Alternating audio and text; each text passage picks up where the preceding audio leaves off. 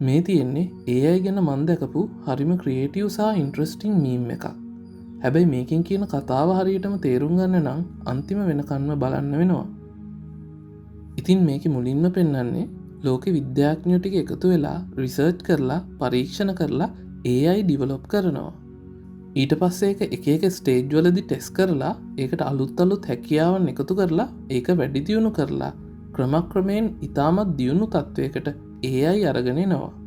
මෙහෙම AI දියුණු කරගෙන එද්දී එක ලිමිට් එකක් එනවා. එතනින් එහාට මිනිස්සුන්ට AI දියුණු කරන්න බැරි වෙන.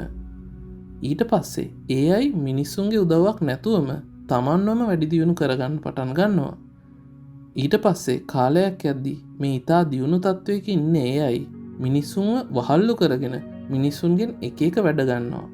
පිරමිඩ හදනවා, බිල්ඩිං හදනවා, ස්ටැචූ හදනවා, ඒ වගේ බර වැඩ ගන්නවා. ඉතින් මෙහෙම කාලයක් AI වලට යටත් වෙලා මිනිස්සු එක වැඩ කර ඉන්නකොට එකපාරටම ඉරෙන් සෝලාර් ෆ්ලෙයාර් එකක් ඇවිල්ලා සියලුම ඉලෙක්ට්‍රොනික උපකරණ පිච්චිලා යනවා. ඒත් එක්කම ලෝකෙ රජ කරන් හිටපු AIත් නැති වෙලා යනවා. ඉතින් මේ හින්දා නිදහස ලැබුණු මිනිස්සු මේ නිදහස තමන්ට ලැබුණේ ඉර හින්දා නිසා ඉර දෙවියන්ට වන්දනා කරන්න ගන්නවා. විවිධ ස්මාරක ගල් පිළිම හදලා ඉර දෙවියන්ට වන්දනා කරනවා. මෙහෙම ගල් පිළිම හදන්න වෙන්නේ ඒ වෙනකොට තිබ්බ තාක්ෂණයන් ටික සෝලාර් ෆ්ලෙයාර් එකත් එක්ක නැති වෙලා ගිය නිසායි.